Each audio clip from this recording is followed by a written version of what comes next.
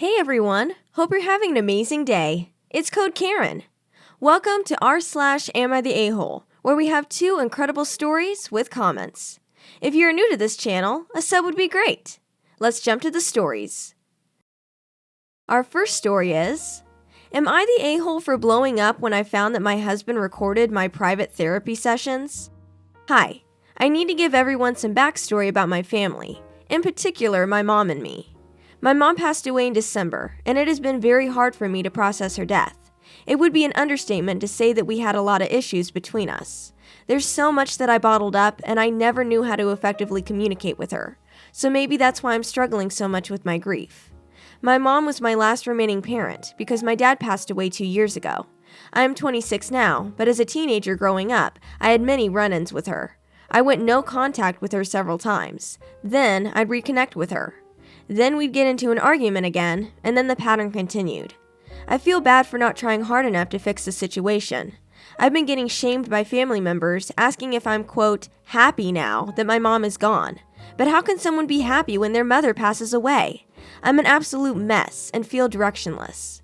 The good news is that I started professional grief therapy 3 weeks ago. It's online therapy. I go into my bedroom and have my session with my therapist. I asked my husband not to come into the room or interrupt, but he kept insisting that he wanted to be with me during the sessions. I said no. This didn't stop him because he would come in multiple times during my therapy sessions, just slinking in to bring me coffee or water, but I knew it was a way for him to eavesdrop. After about the 3rd time, I got really annoyed and told him he was causing me too much stress and to please stop coming into the room. Surprisingly, he stopped interrupting my sessions, and he also stopped asking questions about me and my therapist. I was so thankful that he finally was listening to me. This is where it gets interesting.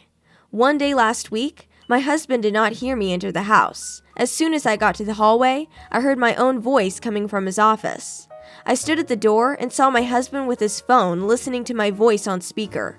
I realized that he secretly recorded my therapy sessions and was playing the recordings. At first, he denied that it was me. I'm not stupid. And then he admitted it was a recording of my therapy sessions. I lost it and started yelling at him. He told me to calm down. It was no big deal. He was just curious to figure out what my problem was to see if he could help. I told him he was not my therapist, and just because we're married doesn't mean he has the right to know my innermost feelings that I only share with my doctor. Grief therapy is very important to me. He kept saying, I'm sorry, but I just couldn't help it. There were things between my mom and me that I find hard to talk about, and his secret recordings were so shady, bordering on unforgivable. I stood there, in total disbelief. He said I was overreacting, and that he's not a stranger, he's my husband.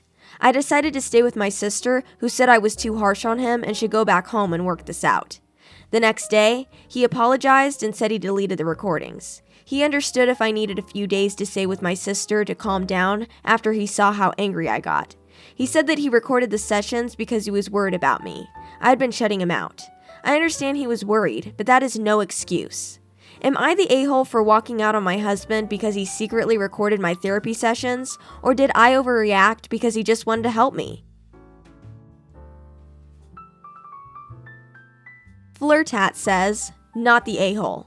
Your husband is a massive a-hole. What got me was when your husband said, I'm sorry, but I just couldn't help it. A version of those very words were said to me by my ex-husband.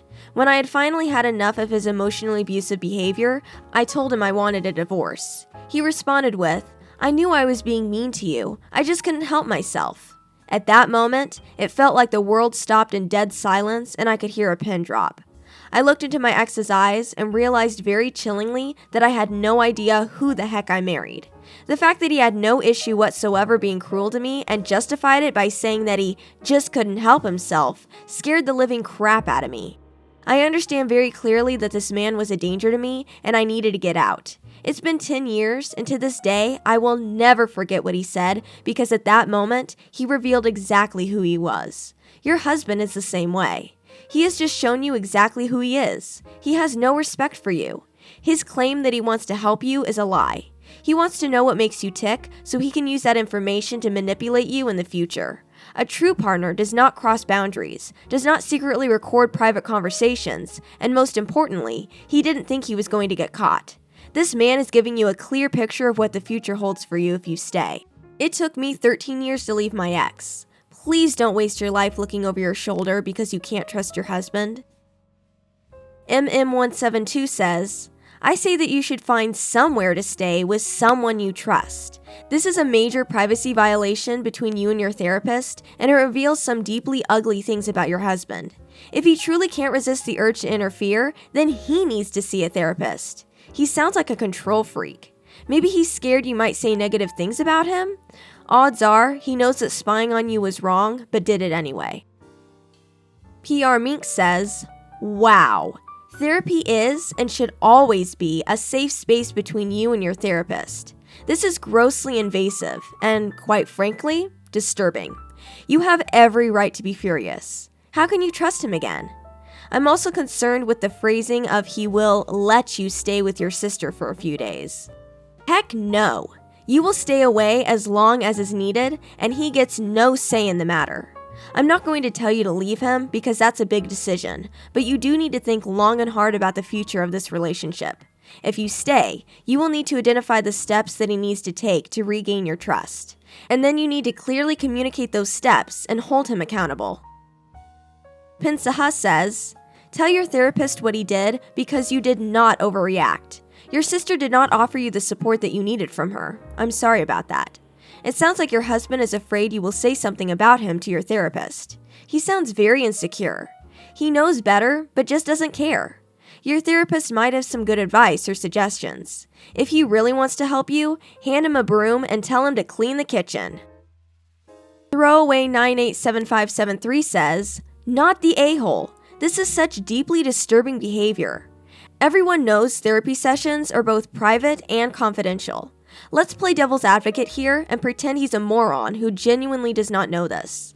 You repeatedly told him no, yet he stomps all over your privacy by recording your therapy sessions. Does he have a history of behavior like this? Because it is extremely disturbing that he has no respect for you or your privacy.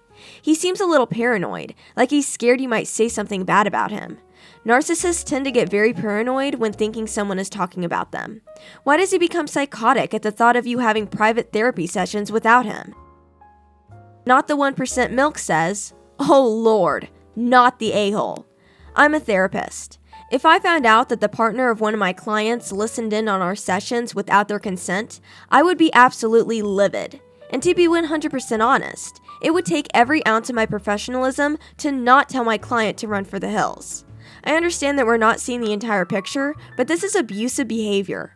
I cannot stress that enough. This is a classic DARVO, deny, attack, reverse victim, and offender scenario. Not only did your husband violate your privacy, he is trying to make you out to be the unstable one for having a normal reaction to this situation. You are not the offender. He is. You have done nothing wrong. To repeat, not the a-hole. Our second story is, am I the a-hole for telling my cheating father that I don't care about him and that my stepfather has been a better father to me than he ever was? My mother and father have been divorced for 4 years. They divorced because my father had multiple affairs. You'll love this. His affairs and cheating involved 3 of my high school teachers. One was my cheerleading coach, who I was very close to. My father knew this and got involved with her anyway. When this affair between my coach and my father came out, it became public knowledge at my high school, and word spread fast. My mom only found out because one of my father's ex-mistresses got jealous and called her. Word probably passed from teachers to students, so at some point, everyone knew eventually. I'm out of school now, and I haven't had much contact with him. I pretty much completely cut him out of my life, as he wasn't a stellar father to begin with. He was much closer to my sister than me, and they still talk. My father wants me and my sister to spend the holidays with him this year. I do not want to, but my sister does. She told my dad this, and my dad called me to express his anger about me not wanting to see him. He said it's incredibly messed up that I don't want to spend one day with him, even though he's my father. I told him that he was a crappy father. He got mad and went off on me. I told him that a good father wouldn't have slept with my teachers while married to my mom. I said that my new stepdad has been a better father figure to me than he ever was. Now, my father brings out his bag of tricks and tries to use what I did almost a year ago against me. I got drunk at a frat party and I cheated on my boyfriend. Not proud of it, but I owned it. Told my boyfriend and he forgave me. I'm still with him and we've been strong ever since. My father compared my indiscretion to his more than 5 mistresses he had while married to my mom.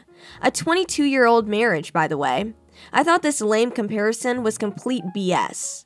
I ended the conversation and hung up.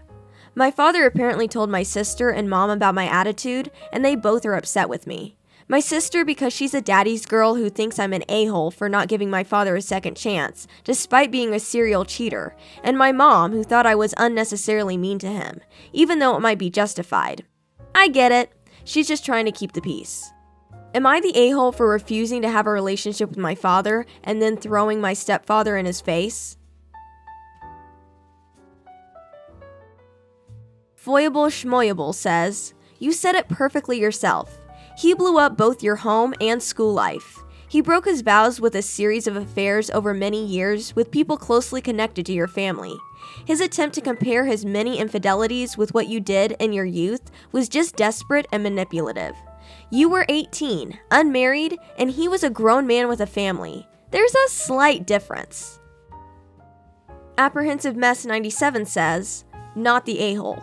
It sucks being the kid stuck between parents when there is cheating involved. For me, it was my mom with my best friend's husband, and our entire social circle cut all of us off because of it. People don't understand how ostracized you feel when one of your parents cheats and the entire school finds out. I personally no longer speak with my mother and haven't for over 7 years. The sad thing is, like my mother, your father will probably never accept that his actions were wrong, and he'll never understand how all of this affected you. Your mom's a sweetheart for being angry at what you said to him. Bless her. Just because she forgave him doesn't mean you have to." Master0382 says, "You were definitely not the a-hole. Large parts of your story sound like my life as a kid. My stepfather came into my life 3 weeks before my 16th birthday. I was doing drugs, had been shot at, and was headed nowhere fast. My stepfather saved my life, and my cheating father could have cared less. I was treated like a son from day one. Because of my stepfather, I finished school, and he encouraged my hobby in computers. He co-signed me to get my first 2 cars, helped me find a career, and taught me how to be a good man and father. My stepfather is my dad, and it sounds like the same is true for you. Family isn't always about blood. You do what's right for you, and not what's convenient for anyone else." C. Lori says, "You're not wrong to tell your dad how you really feel. If you need to say something that weighs on you, who can you say it to, if not your own family? I find it ridiculous that someone would suggest that you force yourself to do something you don't want to do, just to avoid hurting your dad's feelings. If you bottle stuff up, it will only blow up later, and much worse. That being said, I don't think you should be angry at your dad because he cheated on your mom. That's between them after all. His cheating behavior does not make him Father of the Year. That's for sure. Also, the fact that he ruined your relationship with teachers that you cared about is pretty messed up, so being angry with him about that is understandable as well." Star Phoenix 777 says, "You are definitely better than your dad because while you did cheat, you did the one thing your pops did not do, and that was own up to it. That is a very responsible and kind thing to do for both yourself and your partner. It takes courage to admit your guilt and work to improve the relationship. From what you told us, your dad has always been deceitful. He never owned up to his betrayal, and yet expects to have a family to fall back on. And while your sister can have a relationship with him, that does not mean you have to, because he betrayed not just your mother, but you also. When a parent cheats, they are betraying not just their spouse, but their entire family." Hey Code Karen community! I hope you enjoyed these stories. Let me know which one was your favorite in the comments section.